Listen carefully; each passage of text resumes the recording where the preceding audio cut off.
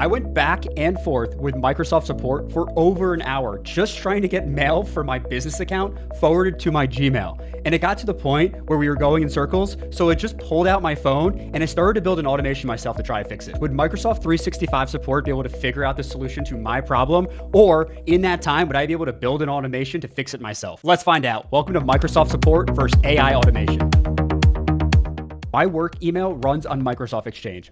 All I wanted was for every email that hits my inbox to automatically forward to my Gmail. That's it. That should be one simple setting, you would think. Now, normally you would just wait on Microsoft support to work this out, but I've been down this route 3 times before with them. And at the end of the day, they didn't resolve anything. So this time I hedged my bet. I figured, let me try to build an automation and see who figures it out first.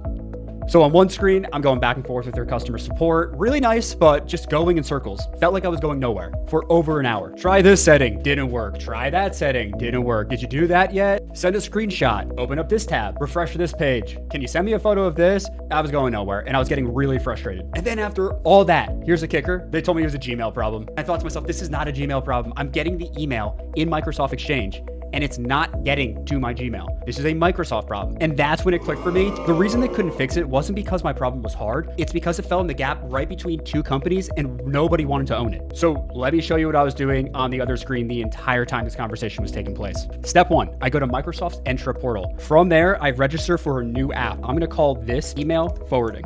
And then I'm gonna click single tenant. Do not click anything for URI and just click register. You want to take note of 2 different keys. The first one is the application client ID. Jot that down. The next one is directory tenant ID. You also want to copy that one. Once you're on this page, the next thing you want to do is you want to click API permissions.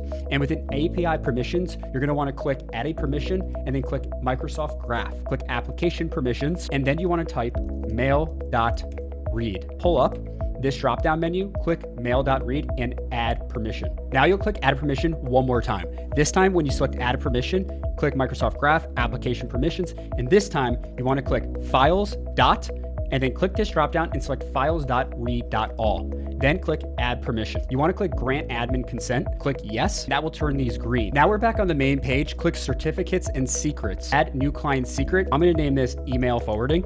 And for expires, the most you can do is 24 months. Select that, then click add. Copy this value titled client secret value to your clipboard and keep it somewhere safe. I like to use Doppler as my password management tool. Your Claude Code can communicate with it. It's a really good way to get all your passwords in there encrypted. So when you offload any code, it's just kept extra safe. So I'd highly recommend everyone keep their passwords to Doppler. Claude Code will take the keys from your Doppler and set up this N8N workflow. Then I add one more step, a Gmail step, and I tell it any email that comes into Exchange, send it straight over to my Gmail. I hit save and then I publish the workflow. Okay, so moment of truth. I'm going to send a test email to my Microsoft Exchange account and there it is, it just popped up. Now, if I want to see this actually appear in my Gmail, I'm going to go over to my N8N and you can set your trigger for as many hours or down to the minute if you want. I set mine for every 4 hours, but for the sake of this demo, I'm going to manually execute this. If you take a look at the left-hand side of this screen, momentarily, we're going to have our email populate right here with the message that we just entered Microsoft Outlook.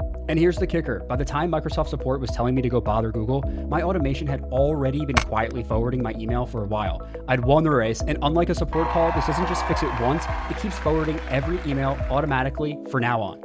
Here's the takeaway. We're generally taught that when something breaks, you should be calling the company, but now with automations, it's possible just to resolve things by connecting 2 different platforms together. And you don't have to be a developer in it. You just watch me do the entire thing beginning to end. If you want to set this up on your own email, I put every single step we just did in a guide that's available to you. And if you like this kind of thing, real problems versus real automations, and you want to learn along with me, I encourage you to subscribe to my YouTube where I'll be showing you real problems versus real automations week to week. If you have a problem that you want me to build an automation against, drop it in the comments below. Thanks for watching. Subscribe to my YouTube, give me a follow, and I'll see you at the next one.